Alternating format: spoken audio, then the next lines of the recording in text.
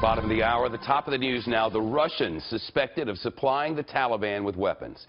That's what a top U.S. commander told Congress today.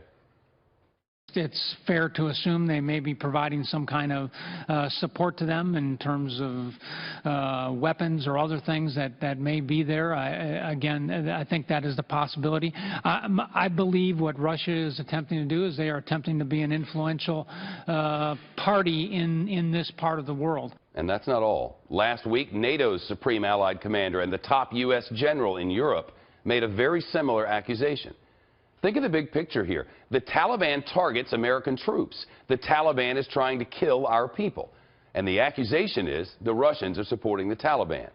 The Kremlin, of course, is pushing back. A spokesperson for the defense minister telling Russian state media that Moscow has had no cooperation with organizations recognized as terrorists by the United Nations. But the question remains, were the Russians helping the Taliban as the Taliban try to kill American troops? Garrett Tenney with the news. He's live in Washington. Garrett, why would Russia help the Taliban?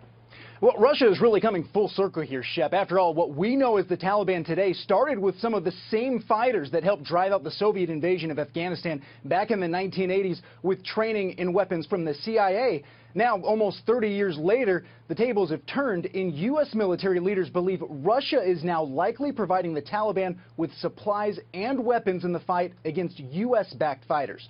Today, General Votel, who is the head of the U.S. Central Command, said he believes ISIS and the Kremlin's desire to stop its spread into Central Asia is a big reason why.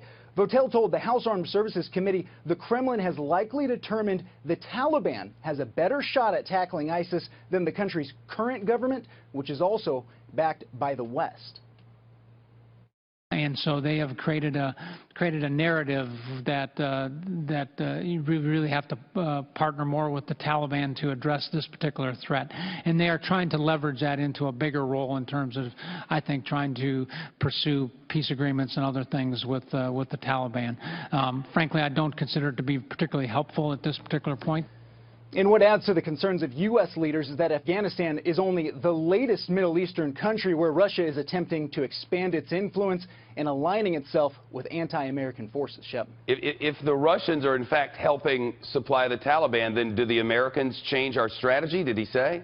Well, for right now, they said no, and they said that it won't have much of an impact on our strategy. They admit, though, that currently Afghanistan is essentially at a stalemate, and it'll take a couple thousand more troops in the country in order to change that. Shep. Garrett Tenney in D.C., thanks.